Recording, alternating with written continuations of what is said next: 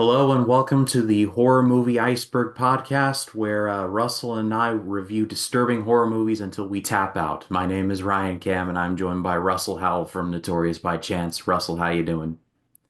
Doing good, man. Another project. Looking forward to tackling this iceberg, this mammoth iceberg. A lot of films that I haven't seen, several ones that I have seen. So this will be fun just to get caught up on some of the stuff that has slipped through my hands and I didn't get to catch.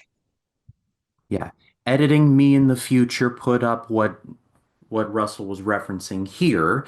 But basically, what this show is going to be is that Russell and myself, we're going to slowly make our way through this horror movie iceberg, which is basically levels and going down of horror movies that get more and more disturbing as the levels go down. And this is going to be a rather lengthy project, but we're basically going to be starting off at the very top layer, your basic like stuff you've heard of, stuff you've probably seen if you're watching or listening to this.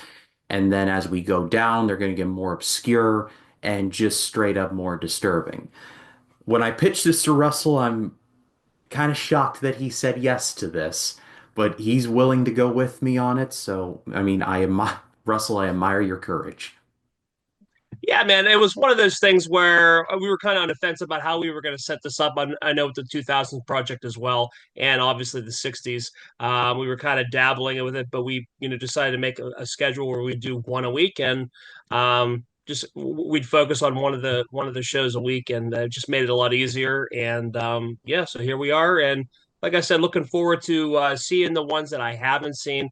I did see this one in the theater, so we're good there. But it was always nice to revisit some of these films that you haven't seen in a while. So, like I said, we're starting at the very, very top layer. We're not donning the scuba gear yet, but we will be very soon. But we're gonna Yeah. kick things off with honestly a movie that I thought I had reviewed on this channel years ago, but as it turns out, it was one of those movies I had always set out to review, that I wanted to review, and I just never did. Well, now in 2025, I'm just checking off the bucket list. Let's kick off the Horror Movie Iceberg podcast with taking a look at a little ditty from somebody who is a pretty big deal nowadays. Well, it's directed by a big deal, written by a pretty big deal, and produced by someone who's been a pretty big deal and in many ways still is. It's Cloverfield.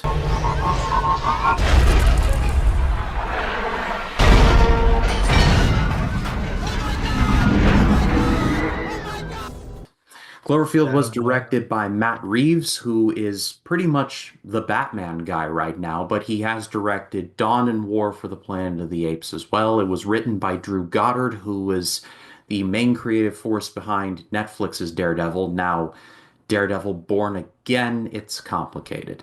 And it's produced by J.J. Abrams, who would go on to direct movies like Super 8 and would go on to reboot, for better or worse, Star Wars and kick off Star Wars 7, 8, and 9.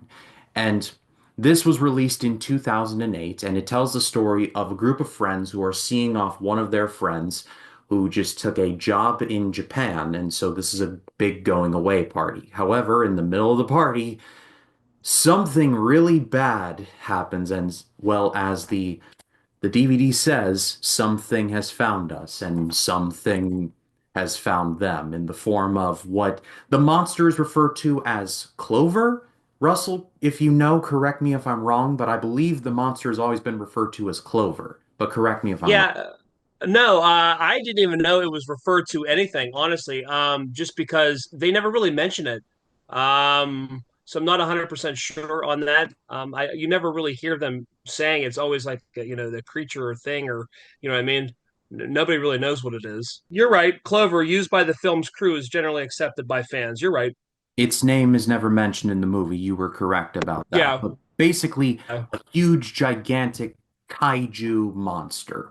And I Yeah. think that's the best way that I can describe Cloverfield to someone who's never seen it. Matt Reeves made a 100%. Godzilla movie. Like 100%. Clover is Godzilla, or in another universe, he would have probably been fighting Godzilla.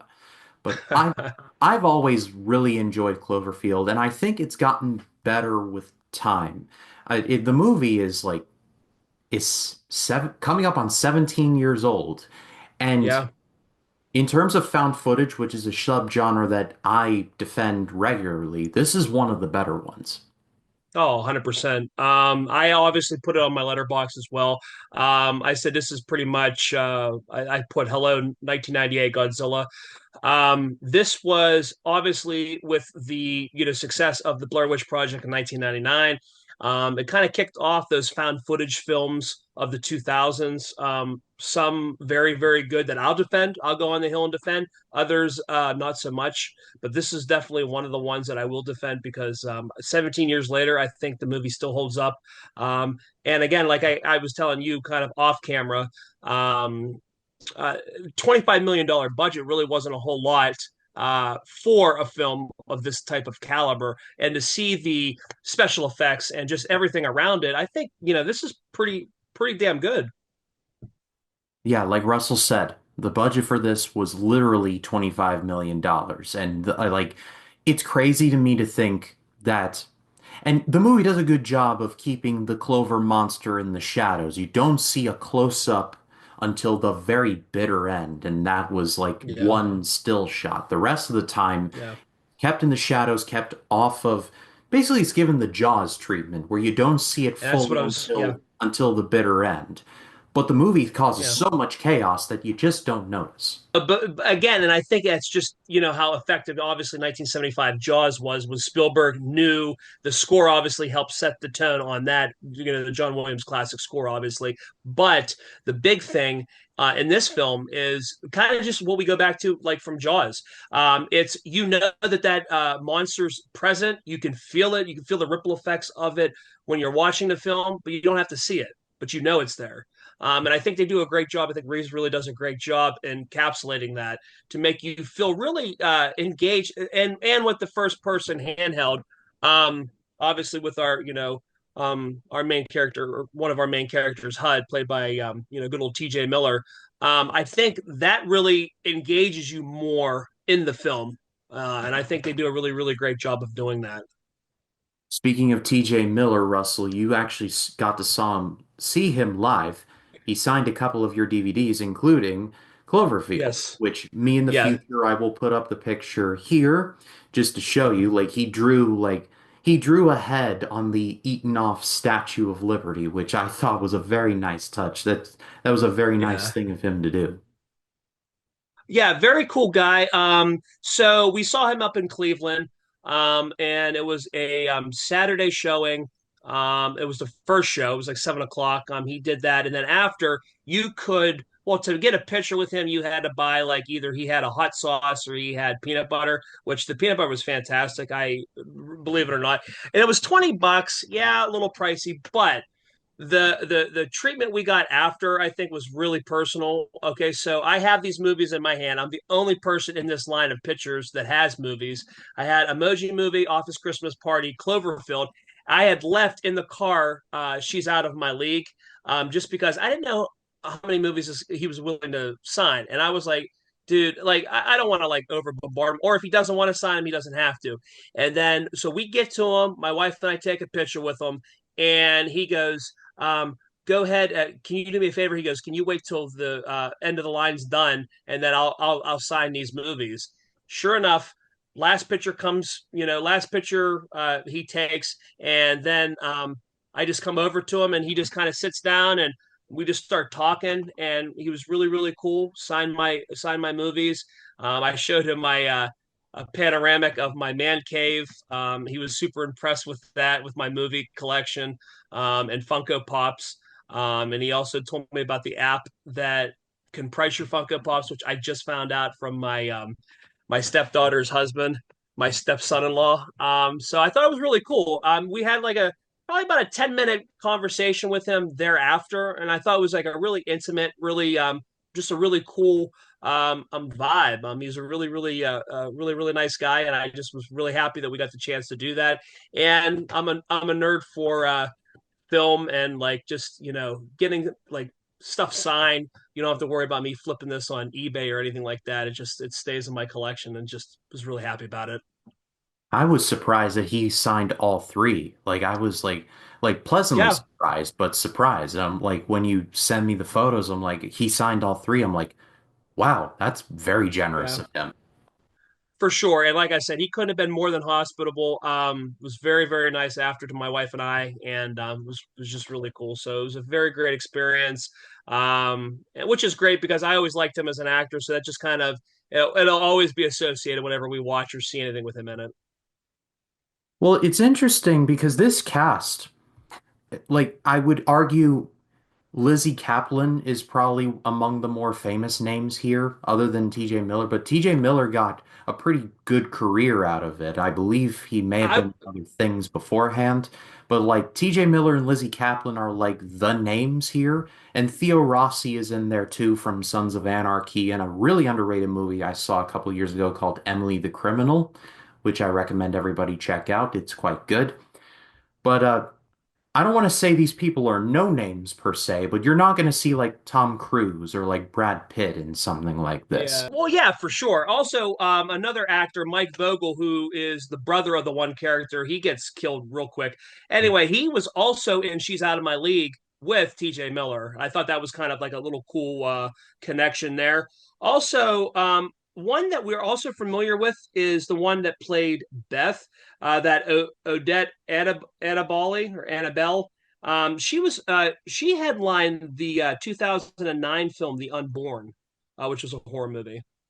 Oh yeah, Um, she she was did. in she was in that one. That I knew the name sounded familiar when I was watching this on Prime.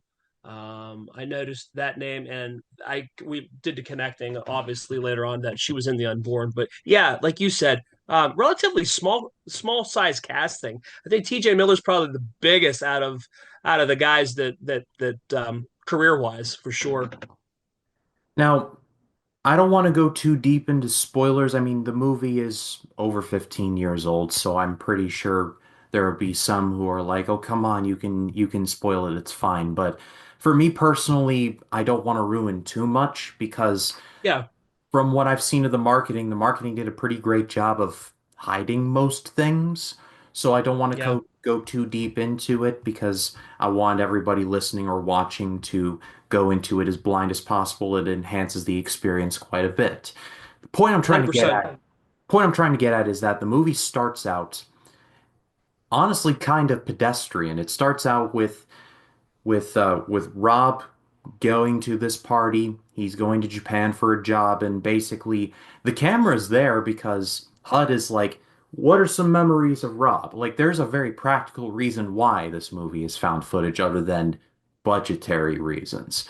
And so for the first like 15, 20 minutes of the movie, it's very much a Rob and Beth were a thing. They broke up. It was ugly. Nothing like reprehensible, but it was ugly and the two were like very awkward around each other. And then, as soon as you see the head of the Statue of Liberty rolling down the street, shit hits the fan, and it gets worse from there.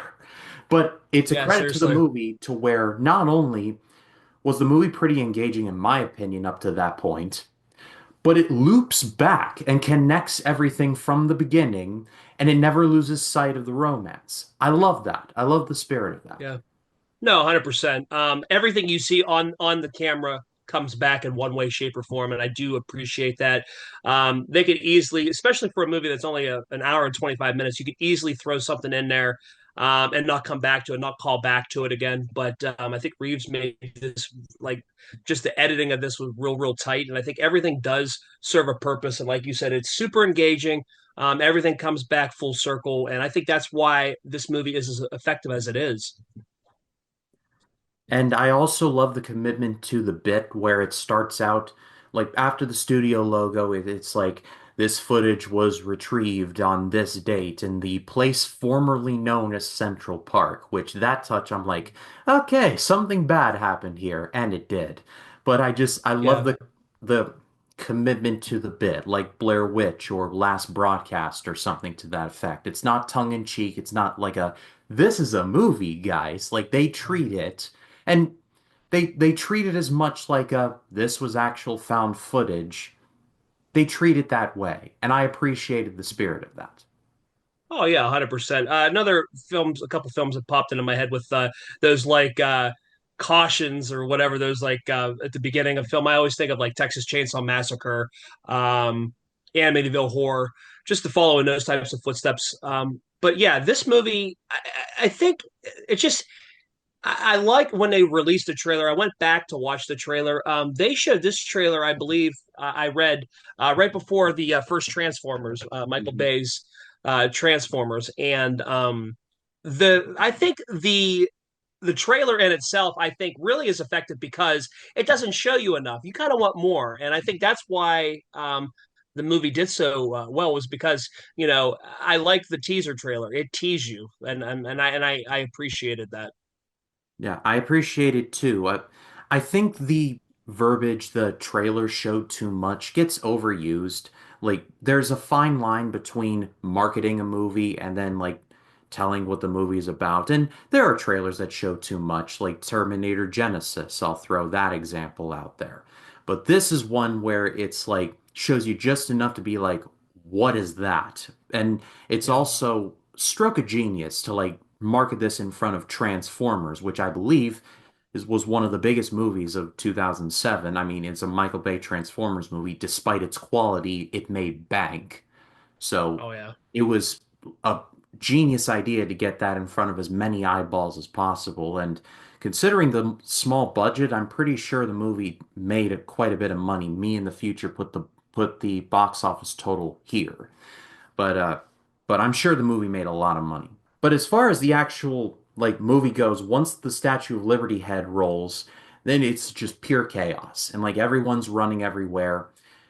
But like I said, the movie never loses focus of the story. And the part of the movie that really shook me is when Jason, Rob's brother, dies on, I believe, the Brooklyn Bridge. I got my Yeah. bridge names right.